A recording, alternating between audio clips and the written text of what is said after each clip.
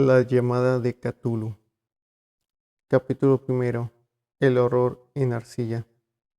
En mi opinión, lo más merecedor de misericordia en el mundo es la incapacidad de la mente humana de correlacionar todos sus contenidos. Vivimos en una plácida isla de ignorancia en medio de los negros mares del infinito y hemos viajado tan lejos sin intención de hacerlo. Las ciencias, con su empeño de llevarse el agua a su molino, nos han perjudicado poco hasta ahora.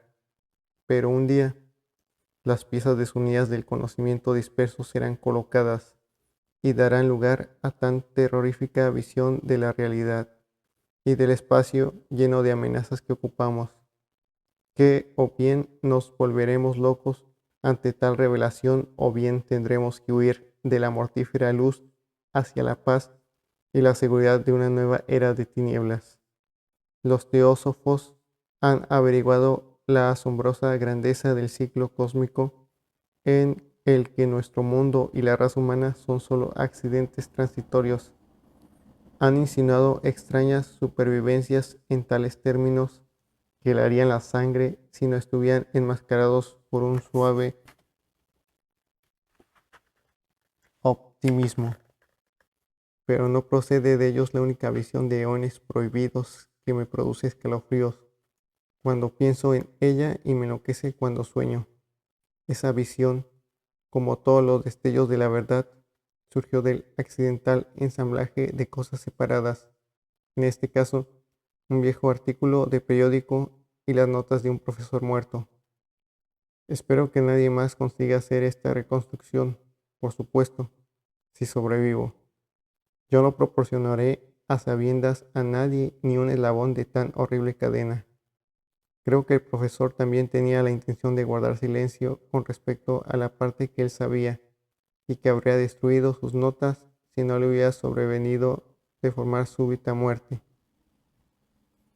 Mi conocimiento del asunto comenzó en el invierno de 1926-27, con la muerte de mi tío abuelo George Gamwell Angell, profesor emérito de lenguas semíticas de Brown University de Providence, Rhode Island.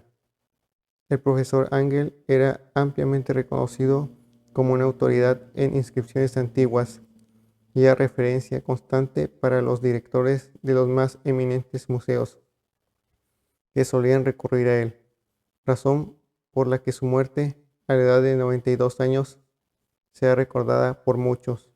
A nivel local, sin embargo, el interés fue más intenso por la oscuridad de la causa de su fallecimiento. El profesor sufrió un ataque mientras regresaba del barco de Newport. Cayó repentinamente, como dijeron los testigos, después de haber sido empujado por un negro con aspecto de marinero que salió de uno de los extraños y oscuros callejones de la empinada ladera que formaba un atajo desde el muelle hasta la casa del difunto en Williams Street. Los médicos no pudieron encontrar ninguna lesión visible, pero concluyeron, tras una densa discusión, que la causa debía de haber sido un trastorno desconocido del corazón, alimentado por el esfuerzo que supone para un hombre tan anciano el ascenso de una colina tan empinada.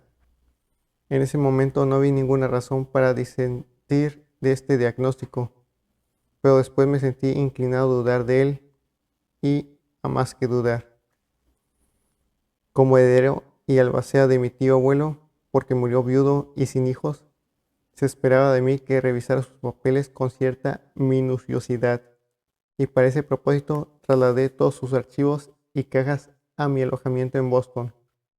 Gran parte del material que revisé sería publicado más tarde por la Sociedad Americana de Arqueología, pero había una caja que encontré extremadamente desconcertante y que me di muy reacio a mostrar a otros ojos.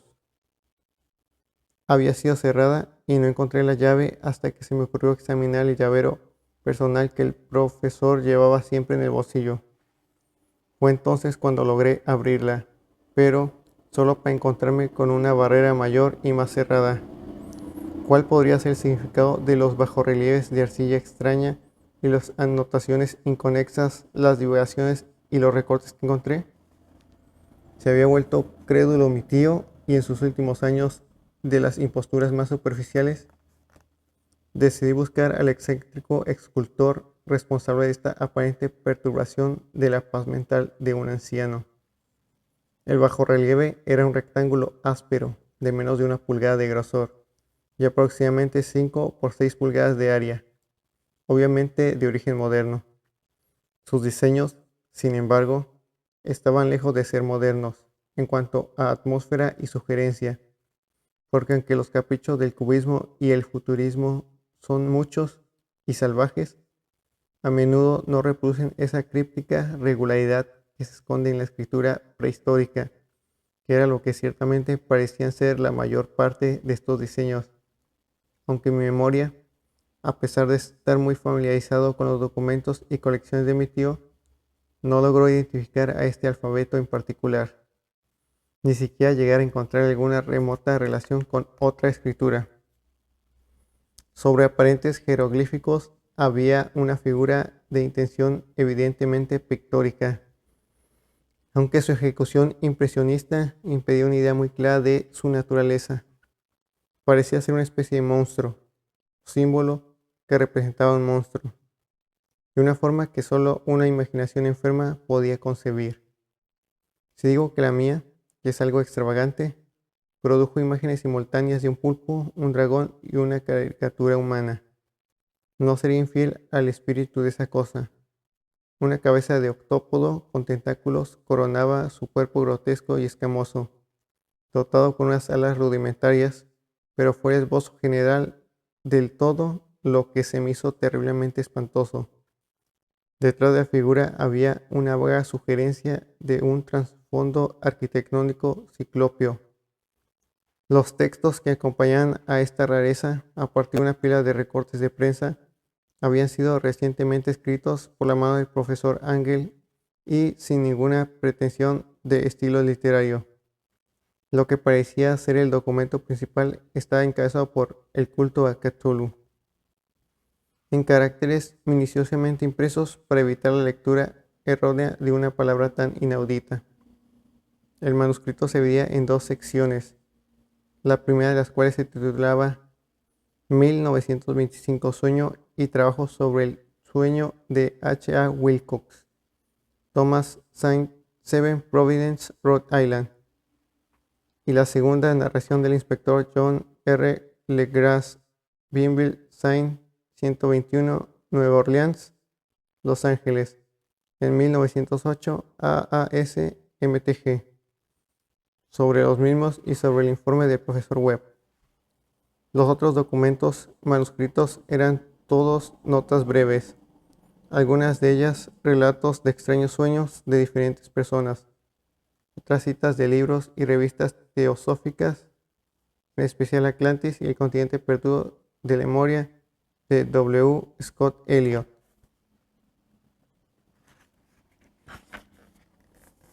Y el resto, comentarios sobre sociedades secretas y cultos secretos de antigua supervivencia, con referencia a pasajes de libros mitológicos y antropológicos como La Rama de Oro, de Fraser, y el culto a las brujas de Europa Occidental, de la señorita Murray.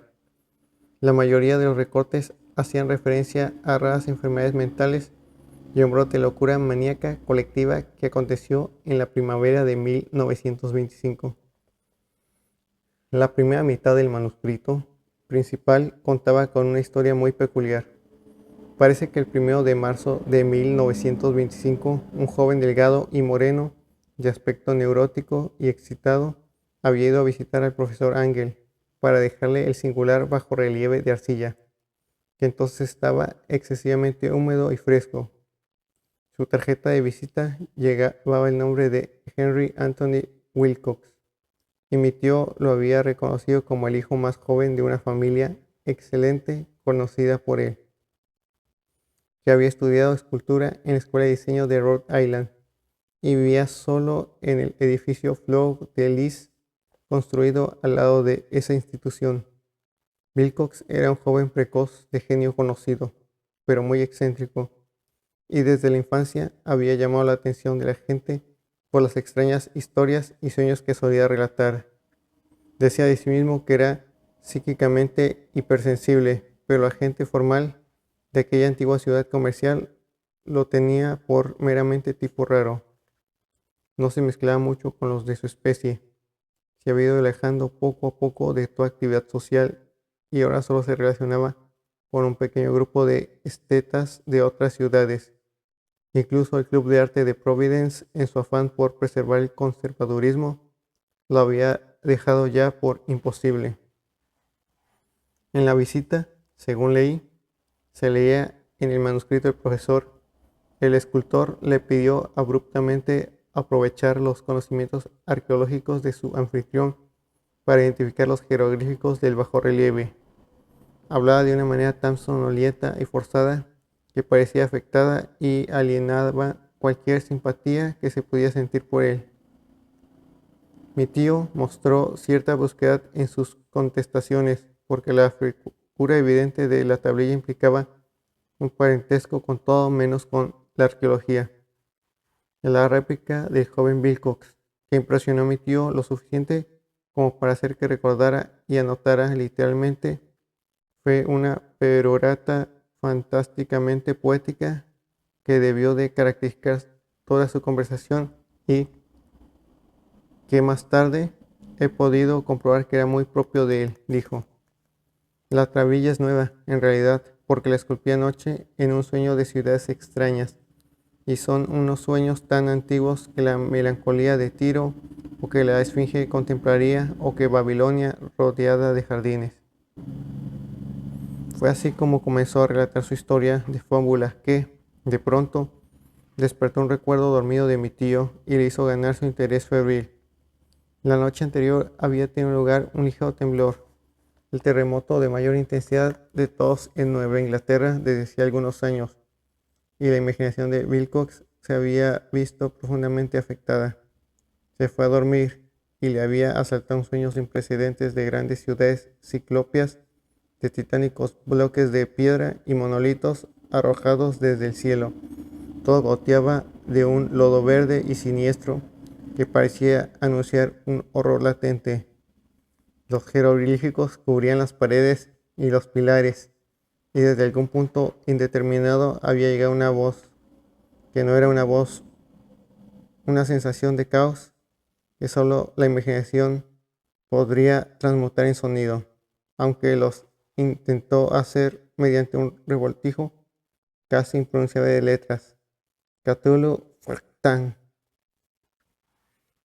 Este revoltijo verbal fue clave para excitar el recuerdo y perturbar al profesor Ángel, que comenzó a preguntar al escultor con minuciosidad científica y a estudiar con una intensidad casi frenética aquel bajorrelieve en el que el joven se había encontrado a sí mismo trabajando al despertar, solo y aterido, con su ropa de dormir aún puesta.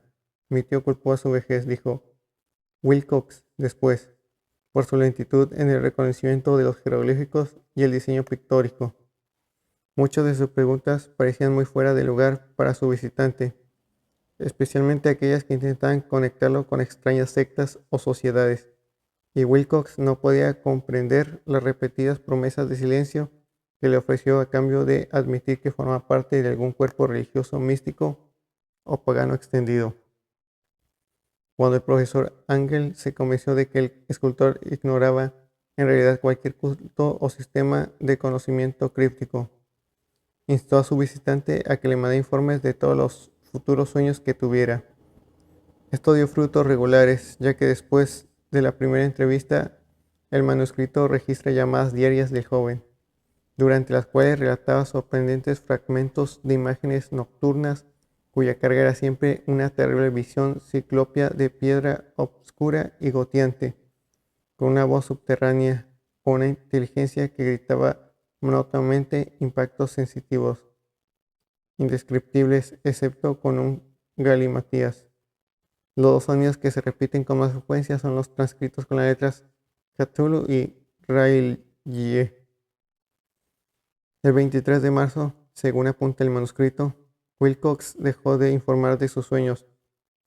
Al preguntar por él, en su alojamiento le revelaron que le había sobrevenido una especie extraña de fiebre y que se había trasladado a la casa de su familia en Waterman Street. Wilcox se había pasado la noche gritando, despertando a varios de los otros artistas que vivían en la residencia, y desde entonces su estado se debatía alternativamente entre la inconsciencia y el delirio. Mi tío telefonó de inmediato a la familia, y desde ese momento estuvo pendiente del caso, llamado a menudo a la oficina del doctor Toby en Thayer Street, y estaba al cargo del caso. La mente febril del joven aparente estaba obsesionada con cosas extrañas que hacían que el doctor se estremeciera cuando hablaba de ellas. No solo era una repetición de lo que antes había soñado, sino que se aludía insistentemente a una cosa gigantesca, de millas de altura, que caminaba o se movía pesadamente. En ningún momento describió completamente ese objeto, pero las frenéticas palabras sueltas que el doctor Toby podía recordar convencieron al profesor de que había de tratarse de la monstruosidad sin nombre que había intentado representar en la escultura de sus sueños. Cada vez que el joven hacía referencia a ese objeto, añadió el médico, era invariablemente preludio de su recaída en la inconsciencia. Su temperatura, curiosamente, no era muy superior a lo normal, pero su estado era tal que hacía pensar antes en una violenta fiebre que en un trastorno mental. A eso de las 3 de la tarde del 2 de abril, la enfermedad de Wilcox desapareció de repente. Se sentó sobre la cama con asombro por encontrarse en la casa de sus padres y sin una noción de lo que le había ocurrido en sus sueños o en la realidad desde la noche del 22 de marzo. El médico le dio el alta y Wilcox tardó solo 3 días en estar de nuevo en su alojamiento, pero ya no le sirvió de más ayuda al profesor Angel. Todo rastro de sueños extraños había desaparecido tras su recuperación y, después de una semana de anotar trivialidades y explicaciones irrelevantes, mi tío dejó de tomar nota de sus visiones oníricas. Aquí termina la primera parte del manuscrito, pero las referencias a algunas notas dispersas me dieron mucho material para pensar, tanto, de hecho, que mi persistente desconfianza hacia el artista solo se explica por el escepticismo arraigado que formó entonces mi filosofía. Las notas en cuestión eran aquellas descriptivas de los sueños de varias personas que cubrían el mismo periodo en que el joven Wilcox había tenido sus extrañas visiones. Mi tío, al parecer, había empezado rápidamente una extensa encuesta entre casi todos los amigos a los que podía interrogar sin impertinencia, pidiéndoles informes sobre sus sueños nocturnos y sobre cuáles visiones excepcional que hubiera tenido con anterioridad.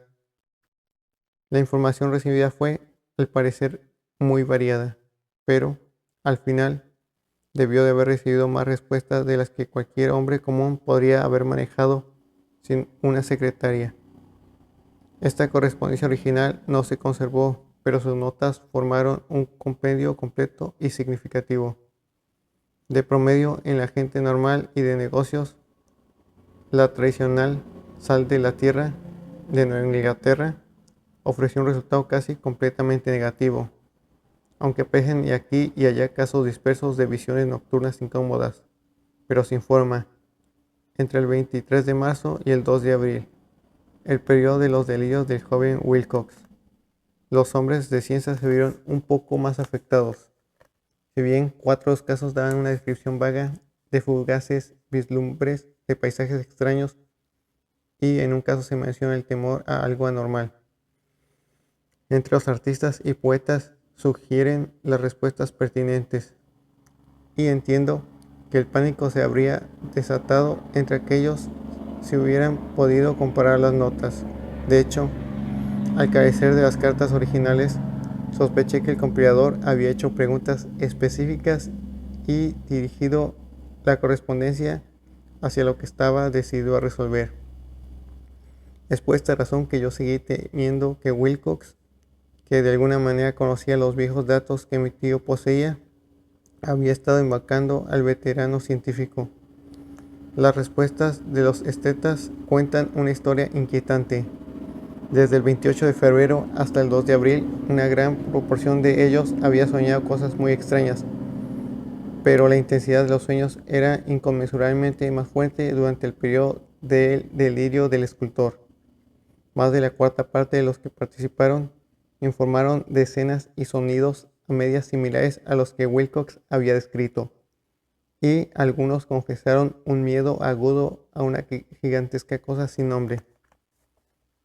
Las notas describen con énfasis un caso particularmente triste. El sujeto, un arquitecto ampliamente conocido como inclinaciones hacia la teosofía y el ocultismo, se volvió violentamente loco en la fecha de la convulsión del joven Wilcox y expidió varios meses después pidiendo con gritos incesantes que se le salvara de un habitante del infierno que se había fugado. Si mi tío se hubiese referido a estos casos por su nombre en lugar de meramente por su número, podría haber intentado corroborar y realizar una investigación personal, pero tal como fue, logré rastrear solo unos pocos. Todos ellos, sin embargo, confirmaron el contenido de las notas en su totalidad. A menudo me he preguntado si todos los sujetos de la encuesta del profesor se sentirían tan perplejos como esta fracción. Mejor están sin haber recibido nunca una explicación. Los recortes de prensa, como he dicho, tocan casos de pánico, locura y excentricidad duramente el periodo. El profesor Angel debió de haber contratado a una oficina de recortes, ya que la cantidad de extractos era enorme y las fuentes se distribuían por todo el mundo. Uno hablaba de un suicidio nocturno en Londres, donde una persona que dormía sola saltó por la ventana después de proferir un grito espantoso. Otra era una carta laberíntica al director de un periódico en América del Sur, en la que un fanático predecía un futuro terrible a partir de las visiones que había tenido. Había un despacho procedente de California que describía a una colonia de teósofos que vestía con túnicas blancas en masa para un acontecimiento glorioso que nunca llegaba, mientras que algunos artículos de la India hablan con cautela de serios disturbios producidos por los nativos hacia finales de marzo. Las orgías de vudú se multiplicaban en Haití y los puestos avanzados africanos informaban de ominosos murmullos. Los oficiales estadounidenses en Filipinas encontraban inquietantes a ciertas tribus por esta época, y unos policías de Nueva York se habían visto atropellados por orientales histéricos la noche del 23 al 24 de marzo. En el oeste de Irlanda también corrían rumores salvajes e increíbles, y un fantasioso pintor llamado Ardois Bonnot colgó un paisaje onírico, blasfemo, en el Salón de Primavera de París de 1926. Y eran tantos los problemas registrados en manicomios que solo un milagro pudo haber evitado que la clase médica haya notado extraños paralelismos y extrajera conclusiones mistificadas. En conjunto, se trataba de una escalofriante colección de noticias que yo, en aquellos días, dejé de lado con un racionalismo insensible que ahora apenas puedo imaginar. Pero entonces estaba convencido de que el joven Wilcox conocía con anterioridad los asuntos más antiguos mencionados por el profesor.